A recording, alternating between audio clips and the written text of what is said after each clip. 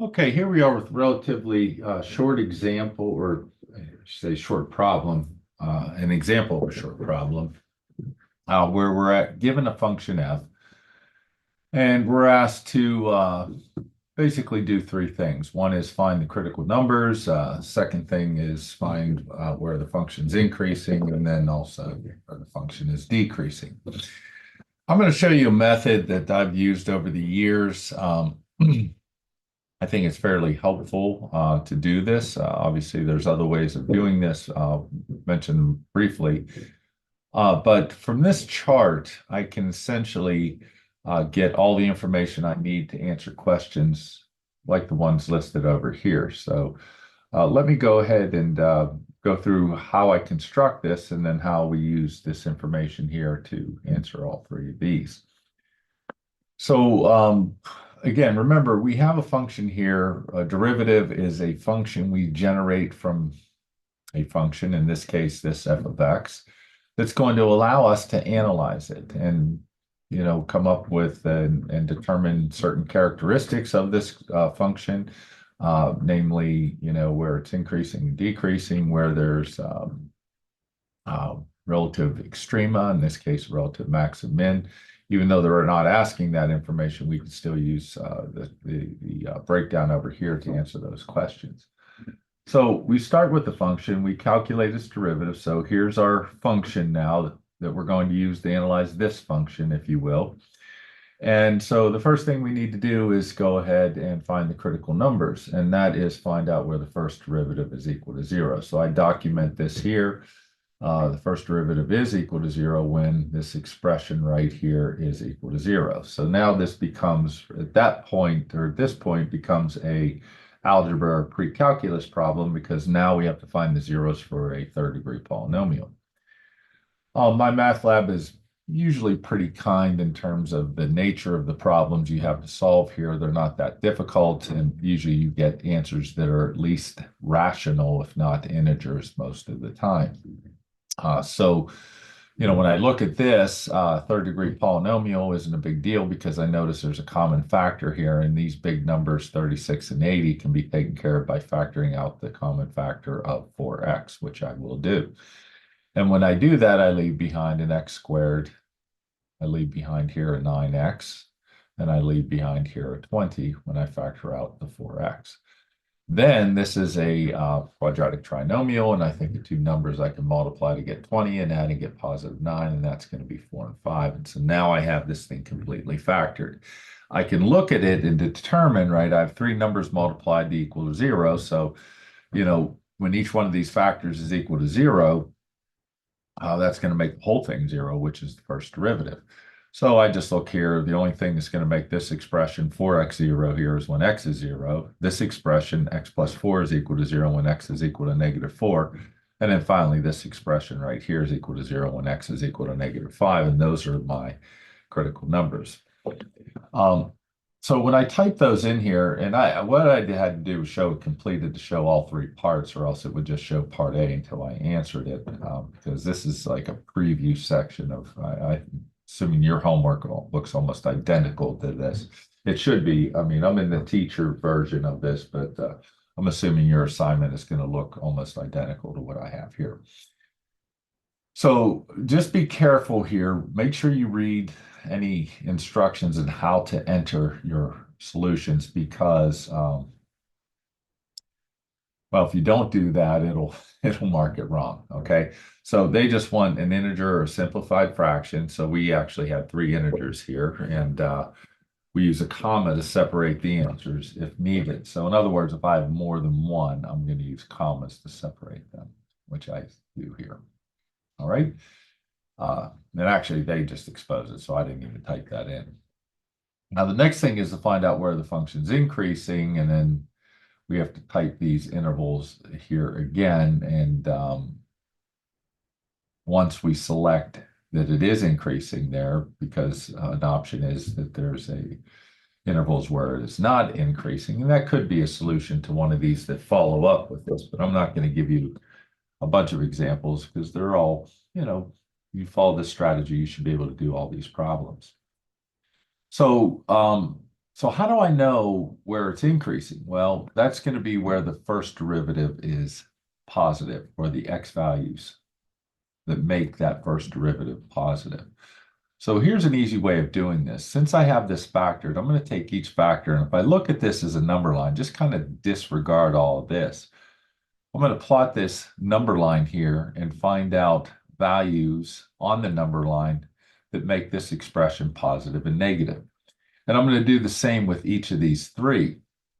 So when I draw the three number lines, and I'm not going to draw in real time here because it would take too long, but I think you can imagine me just drawing the three lines and just disregard this right now and putting each of these factors. And this is just like kind of like a bar that's, line that separates this. That's why I made it like be a squiggly so you don't get it mixed up with any mathematical meaning.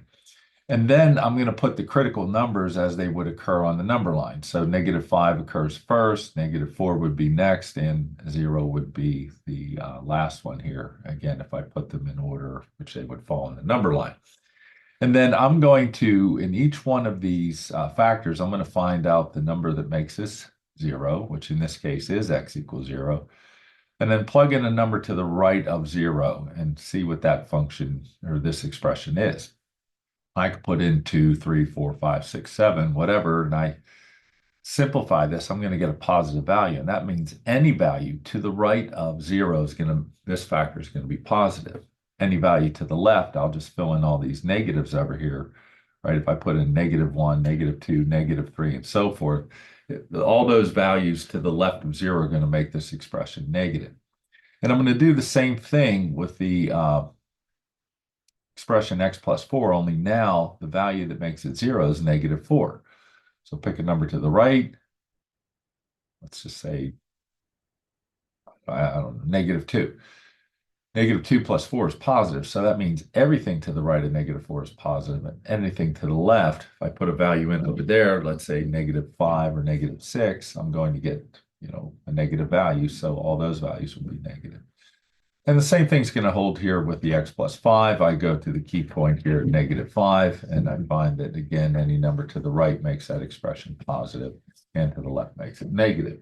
Now, when I get to that point in the problem here, now what I want to do, that's just for each of those individual factors. I'm going to create a fourth number line right here, and I'm going to say, well, this number line pertains to the product of all three of these.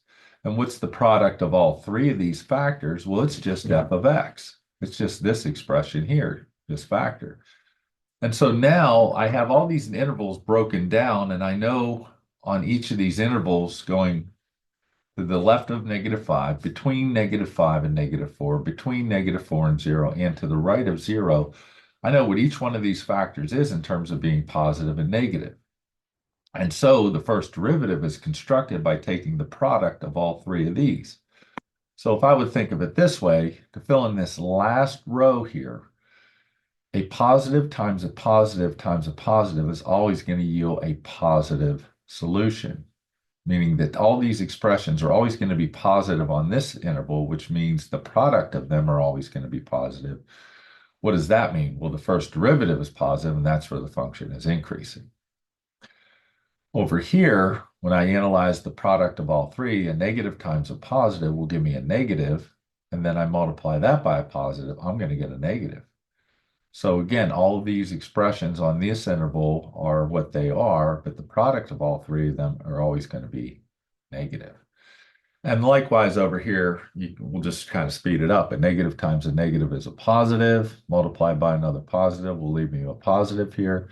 And a negative times a negative would leave me a positive times a negative, which would make it negative. So the idea is if you have an odd number of negatives, you're always going to get a negative result when you take the product, or a quotient for that matter, right? Because your rules are for dividing and multiplying.